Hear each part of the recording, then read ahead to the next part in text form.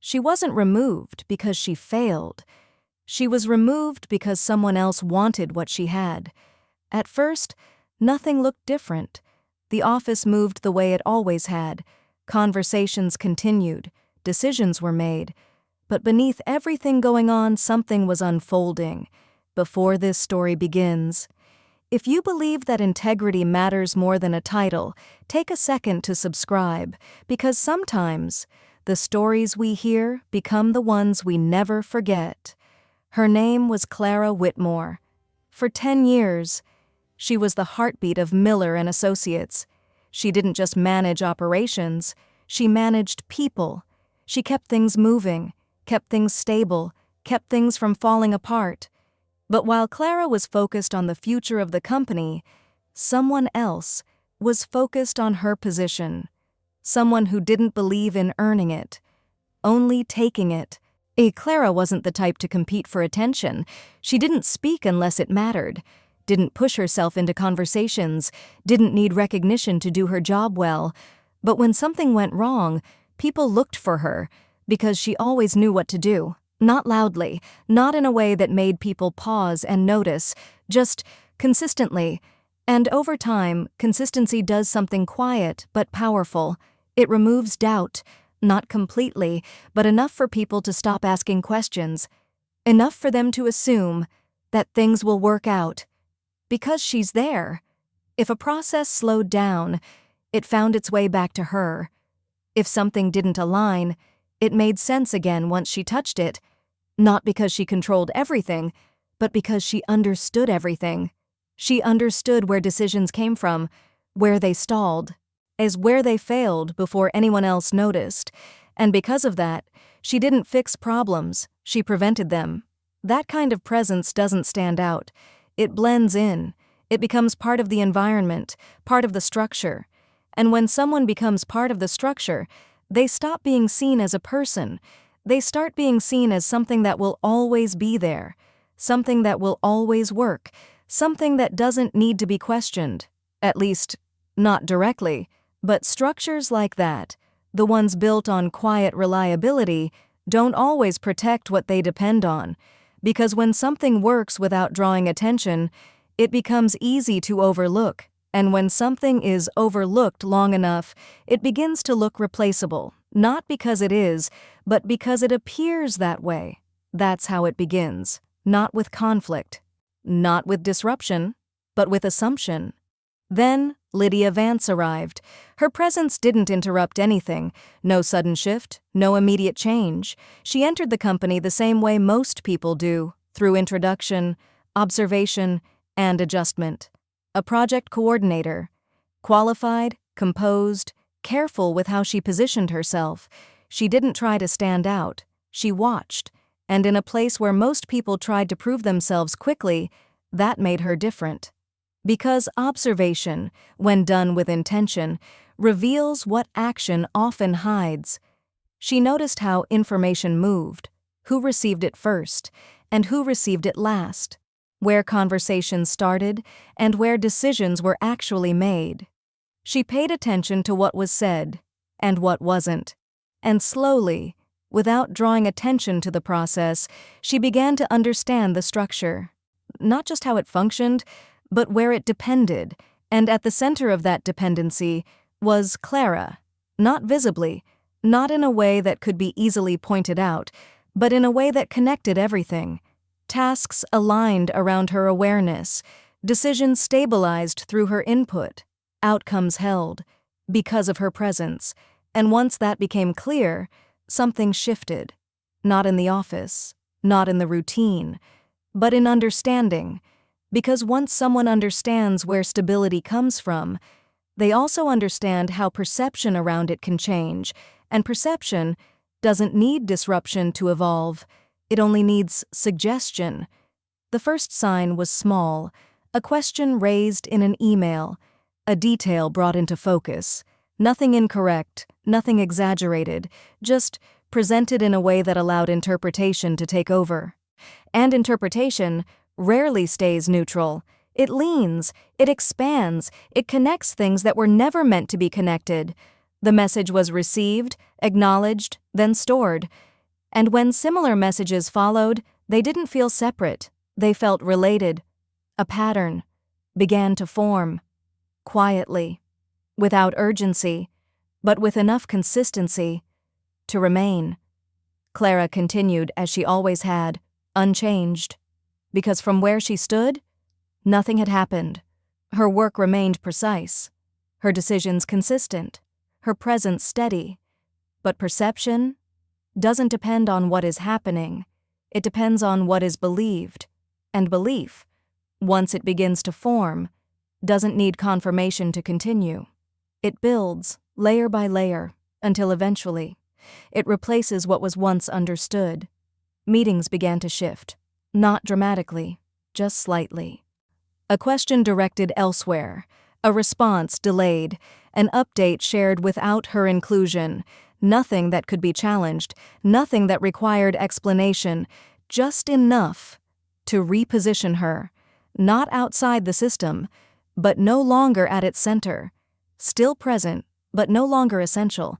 And once that shift happens, it rarely moves back, because systems don't correct themselves based on truth, they adjust based on perception. And by the time Clara noticed, it wasn't a moment.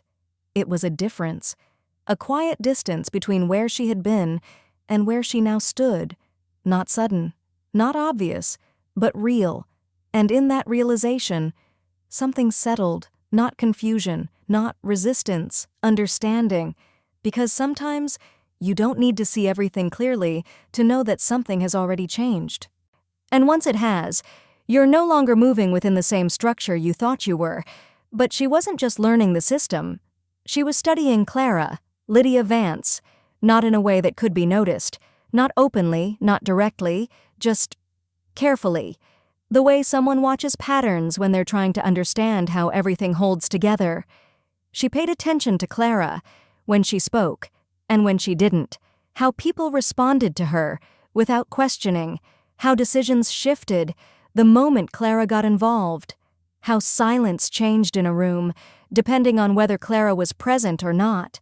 Because Lydia wasn't just observing the system anymore, she was identifying where its strength came from, and more importantly, how that strength could be repositioned. She began with proximity, not physically, strategically, positioning herself close enough to the flow of information, but not close enough to draw attention. She volunteered for tasks that intersected with Clara's work, offered to assist where visibility was low, but impact was high. Always helpful, always available, always just present enough. Not to replace Clara, not yet, but to understand every detail that made her essential. Lydia learned the language Clara used, the way she structured decisions, the way she simplified complex situations, the way she anticipated problems before they formed, and slowly, she began to mirror it. Not completely, not obviously, just enough to feel familiar, because familiarity builds trust, even when the source of it isn't fully understood. The first move Lydia made was small, so small. It didn't look like a move at all, an email, a clarification. A detail highlighted just slightly out of alignment. Not wrong, not false, just framed differently, presented in a way that allowed interpretation to do the rest, and interpretation rarely stays neutral. It leans, it expands, it fills in gaps with assumptions that feel reasonable. The email was read, acknowledged, then remembered, not because it was urgent, but because it felt worth noting. Then Lydia sent another, days later. Similar tone, similar structure, a different detail, but the same effect. Again, nothing incorrect, nothing that could be directly challenged, but enough to introduce doubt. And doubt, once introduced, doesn't disappear. It waits. Patterns began to form, not loudly, not visibly, but consistently. A report that needed review, a decision that required reconsideration, a process that seemed unclear, each concern small enough to stand alone. But together, they started to connect, and once people begin connecting small concerns, They stop seeing them as separate, they start seeing them as evidence. Lydia didn't rush it. She understood something most people don't. If you move too fast, people question your intention, but if you move slowly enough, they question the person you're pointing at. She adjusted her timing, never sending messages too close together, never repeating the same concern twice, always just enough distance to make each one feel independent, natural, unplanned, and because of that, no one traced them back to a pattern, except Lydia. Clara remained the same. Her work didn't change, her precision didn't shift. Her awareness didn't fade. She still solved problems before they surfaced, still kept things aligned, still held the structure together, the way she always had. But Lydia Vance wasn't trying to change Clara. She was changing how everyone else saw her. And perception, once it begins to shift, doesn't need proof.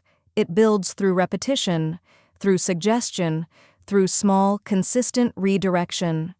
Meetings began to feel different, subtle at first. A question directed elsewhere, a pause before her input was accepted, a second opinion requested, where one had always been enough. Nothing direct, nothing confrontational, just hesitation. And hesitation, when repeated, turns into uncertainty. Lydia noticed every shift, every pause, every delayed response. Every moment Clara's voice carried just a little less weight than before. And she adjusted accordingly, leaning in when needed, stepping back when necessary, always maintaining the appearance of alignment, never forcing anything, because control, when applied gently, doesn't feel like control at all. Conversations began happening without Clara, not intentionally, not obviously, just differently. Information reached her later. Decisions arrived already shaped. Discussions felt completed before she entered them. And in environments like that, exclusion doesn't happen all at once. It happens in pieces, until eventually, it feels normal. Clara noticed.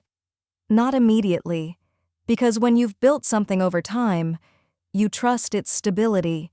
You don't expect it to shift without reason, but eventually, the difference becomes impossible to ignore, not in what was said, but in what wasn't. The absence of inclusion. The absence of clarity. The absence of the quiet certainty that once surrounded her.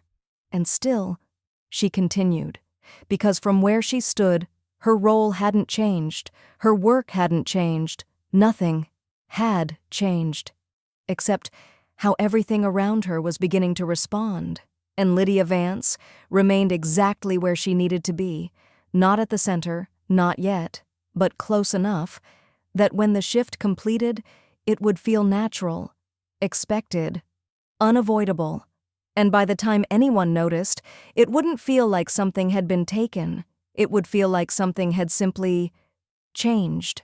A quiet, controlled shift that had already taken hold, and once something like that settles, it doesn't ask for permission to stay. It becomes reality. It didn't happen all at once. It never does. Small things started shifting. An email here. A concern raised there. Reports that didn't quite match reality. Conversations Clara was suddenly left out of. At first, she ignored it, because when you've spent years building trust, you don't expect it to disappear quietly. But it did. Not suddenly. Not in a way that could be pointed at, just gradually. Like something adjusting behind the surface, something that didn't interrupt the system, but changed how it responded. The emails continued, not frequent enough to feel intentional, not direct enough to feel accusatory, but consistent, carefully written, measured, reasonable, each one raising just enough concern to be remembered, not enough to trigger action, just enough to stay.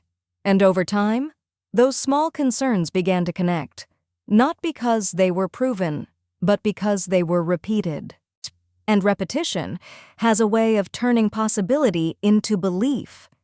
Clara noticed the shift in tone first, not in words, in pauses, the slight hesitation before her input was accepted, the extra question that didn't used to be there. The second look at decisions that were once trusted immediately. Nothing confrontational, nothing that required explanation, just uncertainty. Then came the distance. Meetings she once led, she now observed. Discussions she once shaped, she heard about afterward. Decisions that once moved through her, now moved around her, not directly, not deliberately, but consistently. And Lydia Vance remained exactly where she needed to be, close enough to influence, far enough to avoid attention, always present in the background, always aligned with the flow of concern, never forcing anything, just guiding perception. She adjusted her timing, carefully, letting one concern settle before introducing another, allowing doubt to exist before reinforcing it, because she understood doubt doesn't need to be proven, it only needs to be sustained, and once sustained, it begins to reshape everything. Clara's work didn't change, her precision remained, her awareness stayed sharp, her decisions were still right, but correctness doesn't always protect perception, because perception isn't built on truth alone, it's built on what people begin to expect. And slowly, people began to expect something different. Not failure, not mistakes, just inconsistency, a possibility that something might be off, and once that possibility exists, it doesn't stay contained. It spreads, quietly. Lydia didn't rush, she didn't need to, because the system was already doing the work for her. All she had done was introduce the idea, and once an idea takes hold, it builds itself. Conversations shifted further, not louder, not clearer, just elsewhere. Information reached Clara later than it should have, updates arrived already shaped, decisions felt completed before she was included, and in places where inclusion once came naturally, it now felt conditional. Clara began to notice, not through a single moment, but through accumulation, the absence of clarity, the absence of direct communication, the absence of the quiet trust that once defined everything around her. And still, she continued, because from her perspective, nothing had changed. Her work remained the same, her discipline remained intact, her understanding remained clear. But what she didn't control anymore was how that work was being seen, and Lydia Vance understood that better than anyone. Because she had never tried to change Clara, she had only changed how Clara existed in everyone else's mind. And once that shift is complete, it doesn't feel like manipulation. It feels like reality. By the time the pattern settled, no one questioned it, no one traced it back, no one stopped to ask when it started, because to them, it hadn't started at all. It had simply become. And Clara was still standing in the same place, doing the same work, with the same precision, but no longer seen the same way. One morning, she was called in. No tension, no warning, just formality. We've reviewed several internal concerns. The words were careful, measured. And we've decided to move forward without you. Clara didn't argue, didn't ask who said what, because something about the room told her the decision had already been made. It wasn't the words, it was the stillness.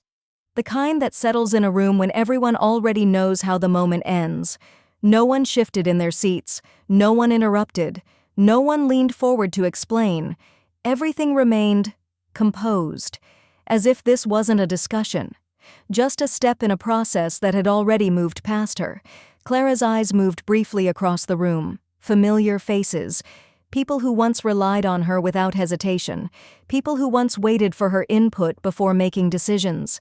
Now, they didn't avoid her, they didn't challenge her, they simply didn't engage. And that absence of engagement said more than anything they could have spoken. Concerns. The words stayed in the air, undefined, unquestioned, large enough to mean everything, and nothing at the same time. No examples were given, no timeline explained, no moment identified, because none was needed. By the time something reaches that stage, details don't matter anymore, only the outcome does. Clara understood. Not every piece of it, but enough. Enough to recognize that this wasn't about correction. This wasn't about improvement. This wasn't something she could fix. It had already moved beyond that. Across the room, Lydia Vance sat quietly, composed, still, her posture unchanged, her expression controlled. She didn't speak, didn't need to, because everything she had set in motion was already complete. Clara didn't hold her gaze, not for long, just enough to confirm what she already knew, not how it happened, but that it had. "Is there anything you'd like to add?"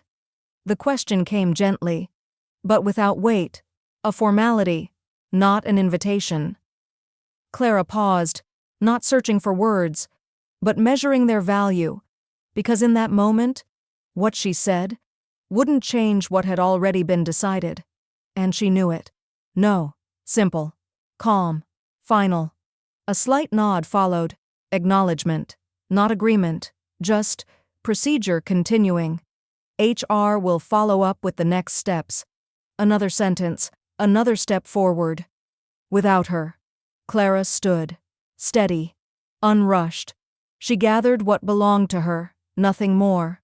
No attempt to linger, no reason to stay. No one stopped her. No one asked a question. No one tried to soften what had just happened, because there was nothing left to adjust. As she turned toward the door, the room behind her remained unchanged.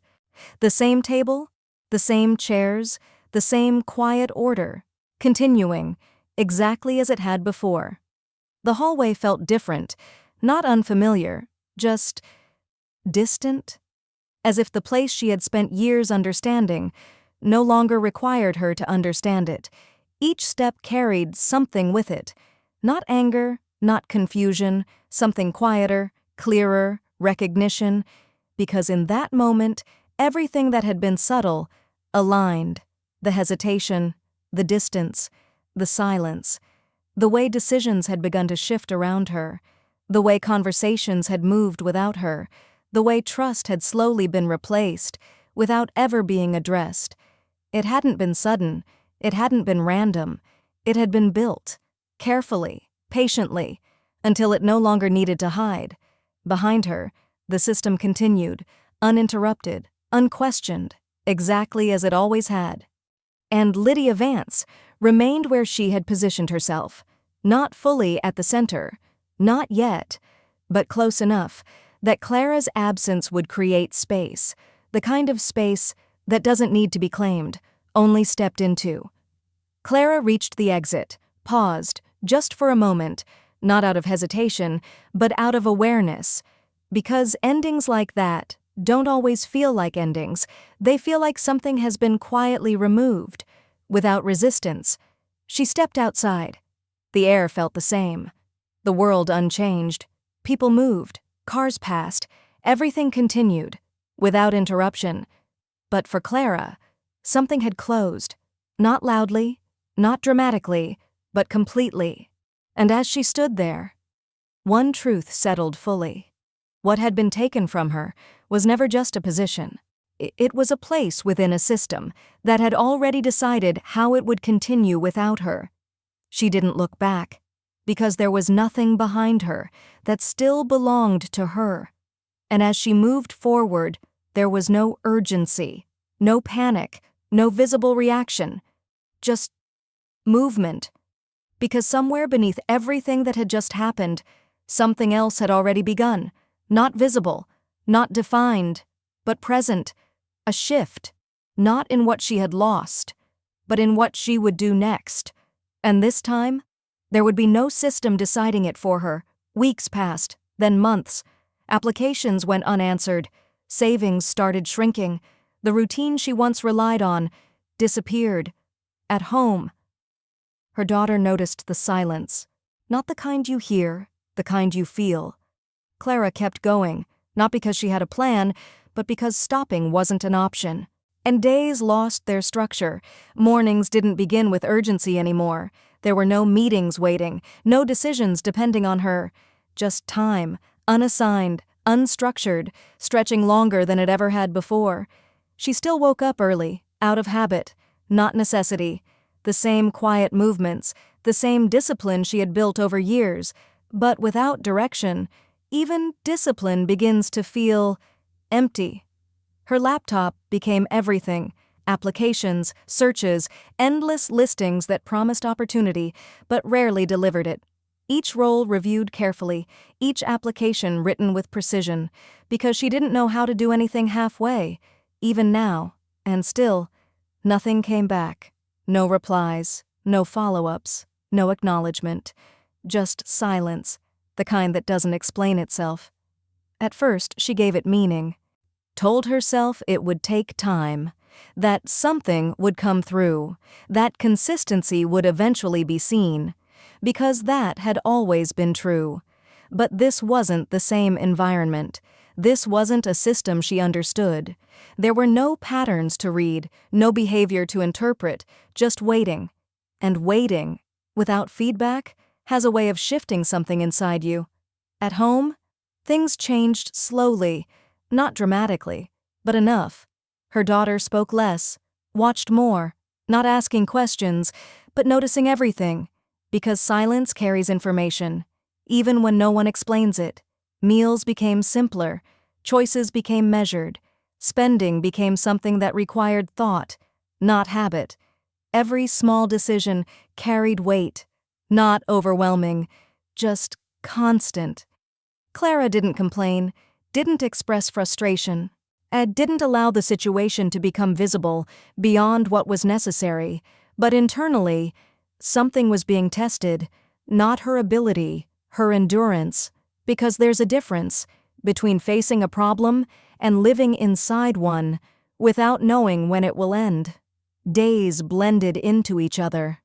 Effort continued, but results didn't, and over time, effort without response begins to feel like it's disappearing.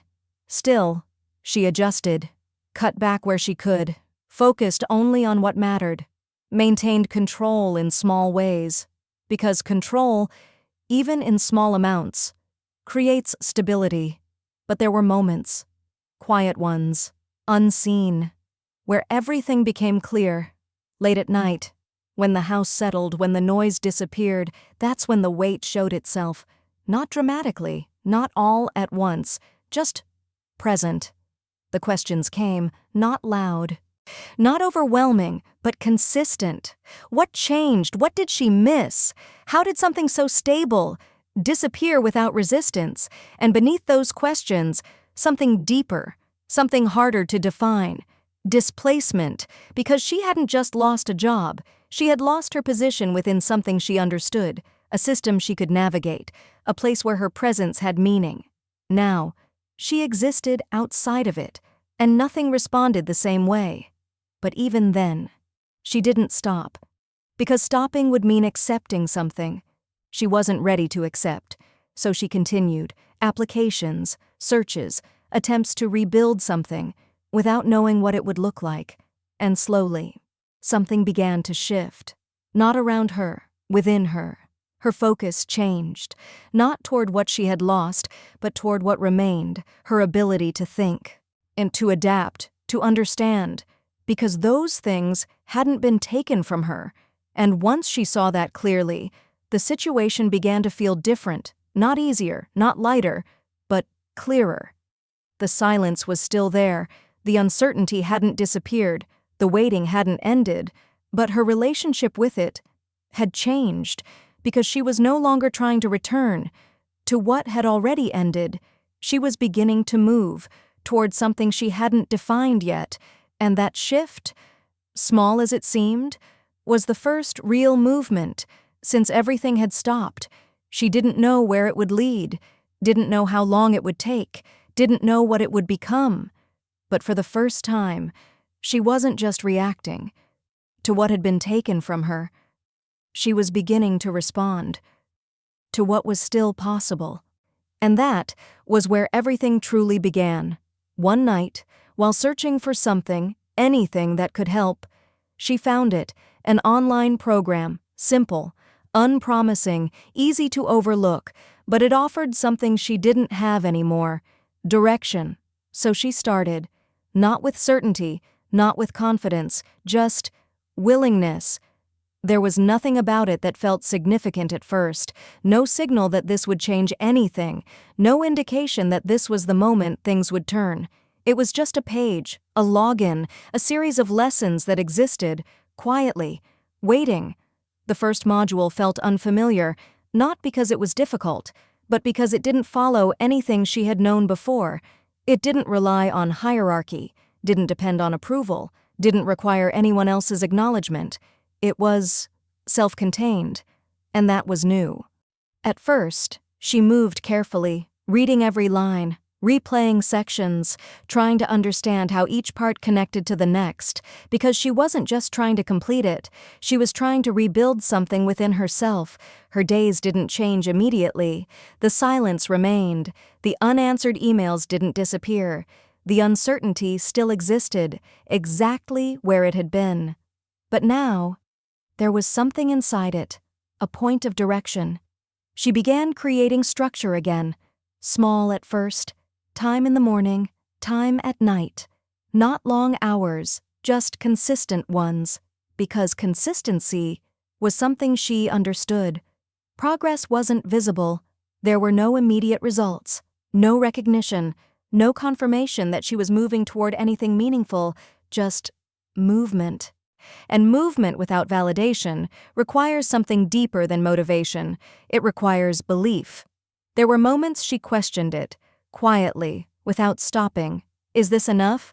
Will this lead anywhere? Am I rebuilding or just passing time? The questions stayed, but they didn't control her. Because this time, she wasn't waiting for an answer from outside. She was building something from within. Nights became longer, not heavier, just intentional. After everything settled, after the world around her slowed, she stayed, working through lessons, repeating what didn't make sense, understanding what others might have skipped. Her daughter noticed the change, not in detail, but in presence. The silence in the house was no longer empty. It had direction. Weeks passed, then more, and slowly, the unfamiliar began to organize itself. Concepts connected. Ideas made sense. What once felt distant became usable. Confidence returned. Not the kind she had before, not built on position or recognition. Something quieter, stronger, because this time, it wasn't given. It was built. She began applying what she learned. Carefully, testing ideas in small ways, exploring outcomes without expectation, seeing what held and what didn't. There were mistakes, moments where things didn't work, where effort didn't lead to results. But this time, those moments didn't stop her, because failure here wasn't an end. It was information. She adjusted, refined, tried again. Days began to feel different, not because the outside had changed, but because she had. She was no longer waiting, no longer reacting to silence, no longer measuring her progress by whether someone responded. She was moving, with intention, and that changed everything. The same home, the same uncertainty, the same unanswered past, but a different direction, because for the first time, she wasn't trying to go back, she was building forward, and as she continued, something else began to take shape, not visible yet, not something she could point to, but real, a foundation, built slowly, deliberately, without dependence on anything outside her control. It didn't rely on approval, didn't depend on perception, didn't require recognition to exist. It existed because she was creating it, and that made it different, because this time, what she was building couldn't be quietly taken from her. It didn't belong to a system. It didn't exist within someone else's structure. It belonged entirely to her. And as that realization settled, something else followed. Clarity. Not about what would happen next, but about what no longer mattered. The silence no longer defined her. The waiting no longer controlled her. The past no longer held the same weight.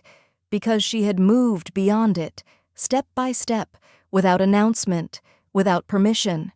And for the first time, since everything had ended, she wasn't trying to recover. She was transforming, and this time, there was no one watching closely enough to see it happening. Until it was already complete, there was no announcement, no sudden breakthrough, just quiet effort. Late nights, long hours, moments where progress felt invisible, but it wasn't. Because while nothing seemed to change on the surface, everything beneath it was. Skills built slowly, not all at once. Not in a way that could be measured day by day, but in a way that became undeniable over time. What once felt unfamiliar became natural. What once required effort became instinct. Confidence returned gradually. Not the kind that announces itself. Not the kind that needs validation. Something quieter, more stable. Because this time, it wasn't built on position. It was built on ability. Opportunities appeared, one at a time. Not overwhelming, not immediate. Just enough. A small project, a single response, a chance to apply what she had been building. She didn't rush them, didn't try to turn everything into something bigger. She approached each one the same way she always had. Carefully, precisely, completely, and slowly. Those small opportunities began to connect. One led to another, not because she forced it, but because she was ready for it. The work she produced spoke clearly, not loudly, but clearly enough, that it didn't need explanation. People noticed. Not all at once, not in a way that created attention, just recognition. A message returned, then another. A request came in, then a second. And over time, what had once been silence began to respond. Clara didn't try to go back, didn't revisit what had been lost, didn't attempt to re-enter a system that had already closed itself to her, because she understood something now that she hadn't needed to understand before. What she had built previously had depended on being recognized, on being included, on being part of something that decided her position. But what she was building now was different. It didn't wait to be acknowledged, and it didn't depend on anyone else's perception. It existed because she created it. Her days began to fill again, not the same way, not with meetings and structures she once knew, but with intention, with direction. Time was no longer something she endured. It became something she used. Her daughter noticed it, not in words, but in presence. The silence that once filled the house had changed. It wasn't heavy anymore. It wasn't uncertain. It was focused. Clara moved differently now, not faster, not louder, just clearer. She knew where her effort was going, even if the outcome wasn't fully visible yet, because this time, she wasn't building within a system. She was building something that belonged entirely to her, and that changed the way everything felt. There were still challenges, moments where progress slowed, moments where things didn't move as expected, but those moments didn't stop her, because she no longer measured success by immediate results. She measured it by movement, and she was moving forward, consistently, without needing confirmation, without needing permission.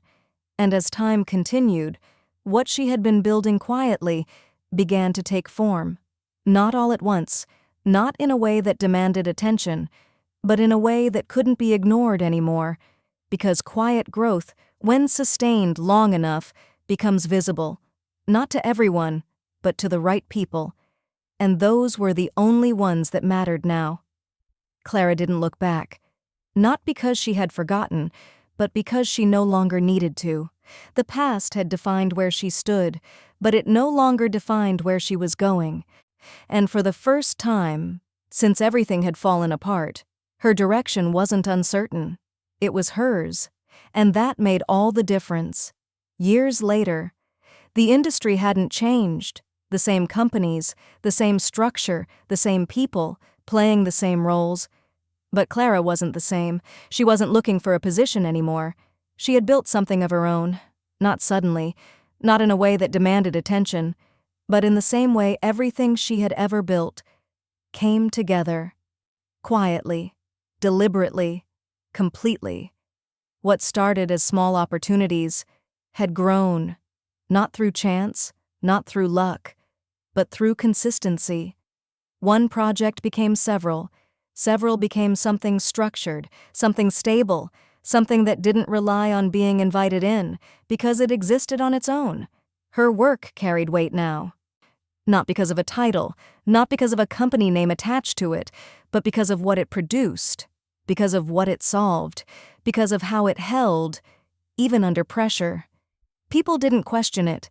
They didn't need to, because the results spoke clearly.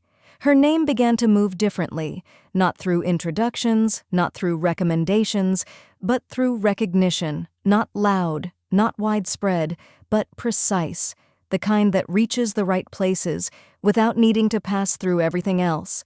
And with that came something she hadn't had before: control, not over people, not over systems, but over direction, over what she accepted, over what she built next. She chose where her time went. She chose what she worked on. She chose how things moved, because this time there was no structure deciding it for her. The industry still operated the same way, still relied on hierarchy, still followed familiar patterns, still moved through the same channels that had once defined her place within it. But Clara now existed outside of that, not removed, not disconnected, just no longer dependent. She could enter when she chose, step back when she didn't, engage without being positioned. And that difference was everything. Years had passed, enough time for what she built to become undeniable, not just functional, not just successful, but established. The kind of presence that doesn't need explanation, the kind that holds its own space without asking for it. And eventually, that presence brought her back, not by intention, not by plan, just naturally, a meeting, an introduction, an opportunity that connected her to the same industry she once moved within, the same companies, the same environment, the same structure. But this time, she didn't enter it the same way. She wasn't being evaluated. She wasn't being considered. She wasn't waiting to be included. She was already there, on her own terms, and the difference was clear, not announced, not emphasized, but felt. Because presence changes when it no longer depends on permission. The same spaces that once defined her limits now adjusted to her position. Conversations shifted, attention followed, not because she demanded it, but because it was necessary, because now she wasn't part of the system, she influenced it. And as she stood within that space again, one truth settled quietly. Nothing around her had changed, but everything about how she existed within it had. She wasn't returning to reclaim anything. She wasn't there to prove anything. She had already moved beyond that. This wasn't about the past. It was about what she had built after it. And this time, no one could decide her place, because she had already defined it herself. The meeting was scheduled like any other, professional, routine, until the door opened, and recognition settled in. Lydia Vance, still there, still positioned where she had always wanted to be, but something about her presence felt different now, less certain, less in control.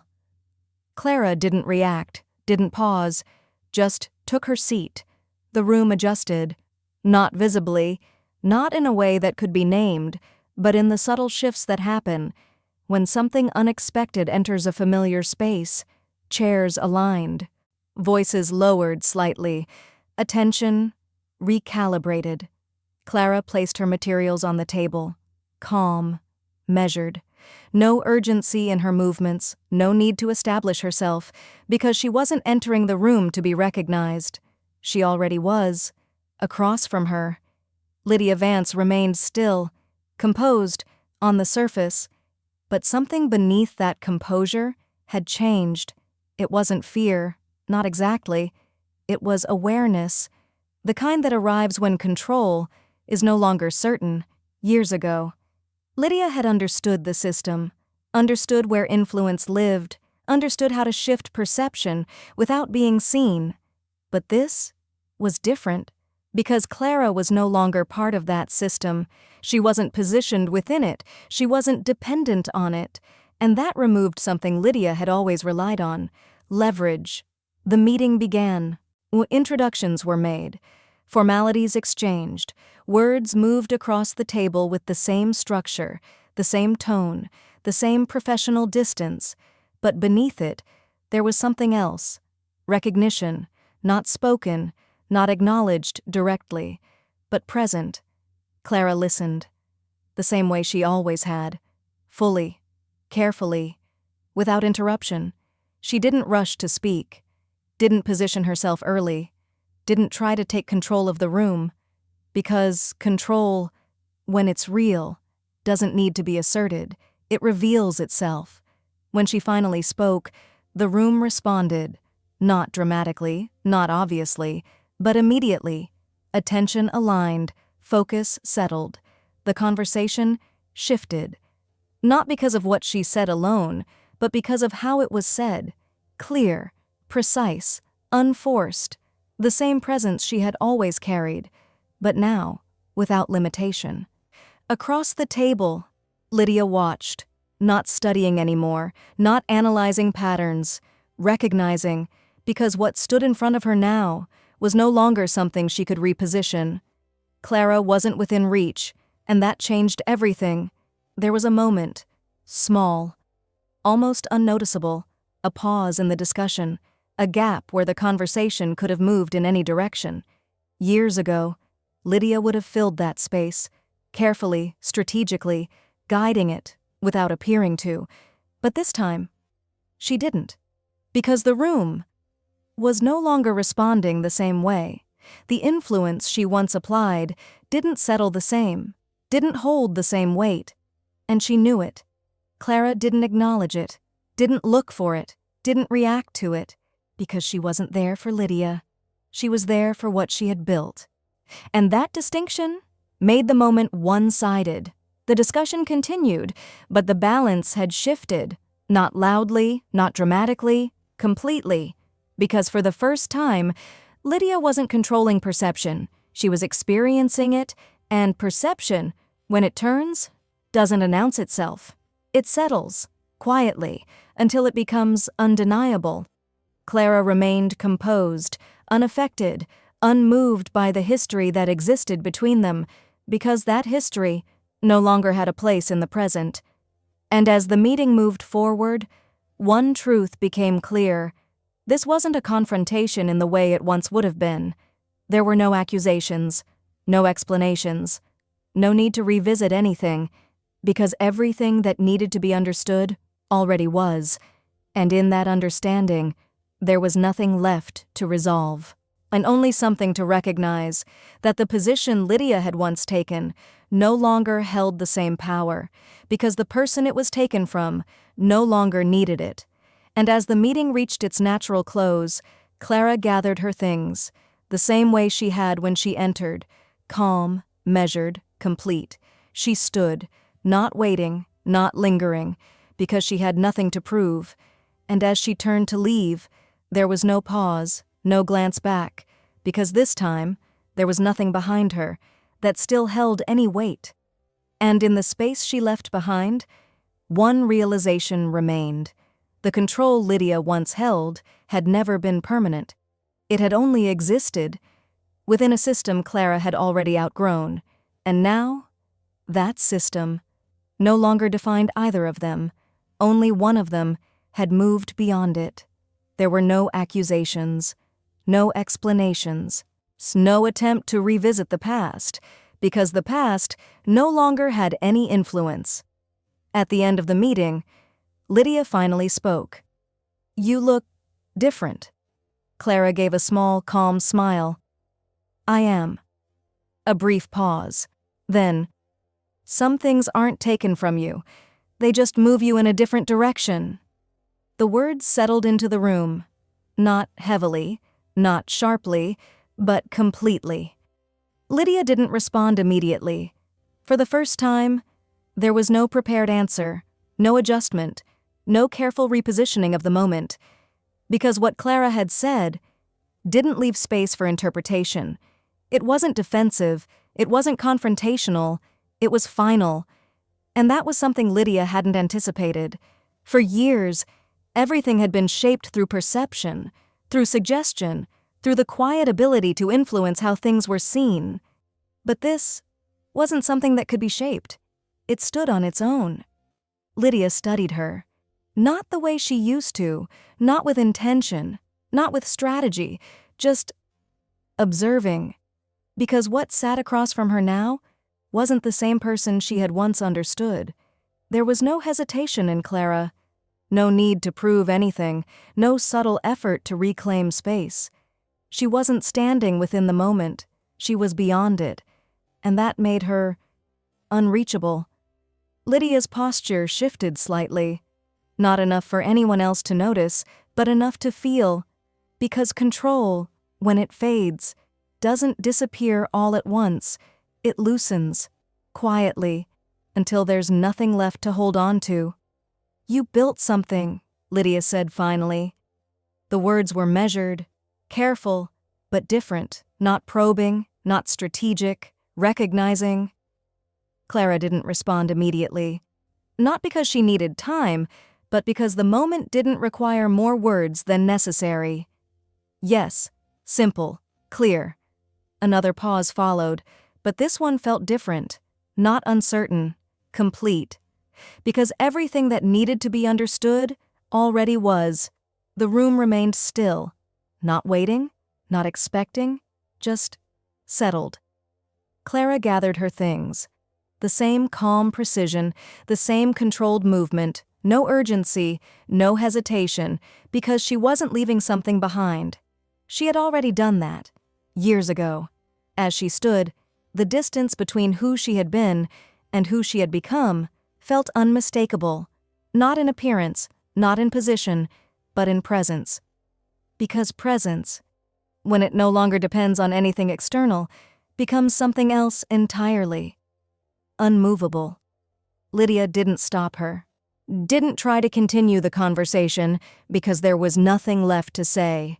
That could change anything. And for the first time, that realization settled clearly.